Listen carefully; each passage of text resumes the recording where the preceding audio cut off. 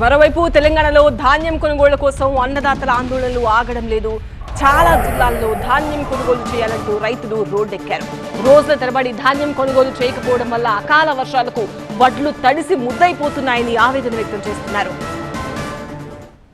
ధాన్యం కొనండి మహాప్రభు అంటూ రోడ్డెక్కుతున్నారు రైతులు. కామారెడ్డి జిల్లా రామారెడ్డి మండలం రాజమ్మ తాండాలో రైతులు గుండెలు బాదుకుంటున్నారు. కాంటా వేసి ధాన్యాన్ని తీసుకెళ్లలేదన్న ఆవేదనతో నరేష్ అనే రైతు ధాన్యానికి నిప్పు పెట్టాడు.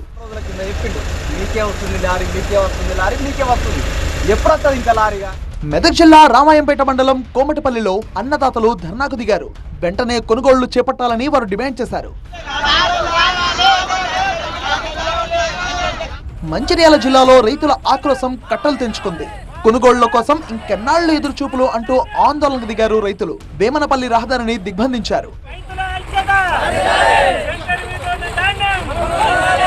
ఆదిలాబాద్ వ్యవసాయ మార్కెట్లో వర్షం పడడంతో 20,000 క్వింటాళ్ల విలువ చేసే మొక్కజొన్న తడిసి ముద్దైపోయింది.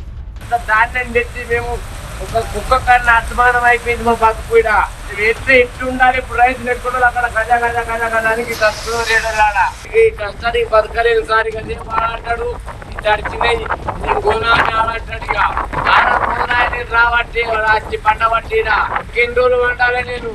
రాజన్న సిరిసిల్ల జిల్లా గంభీరావుపేటలో రోడ్డుపై వడ్లు పోసి నిరసన తెలిపారు రైతులు. ధాన్యం మొక్కజొన్న కొనుగోళ్లలో జాప్యం చేయవద్దని సీఎం రేవంత్ రెడ్డి ఆదేశాలు ఇచ్చినా సరే అధికారులలో మాత్రం చలనం లేదని వాపోయారు రైతులు.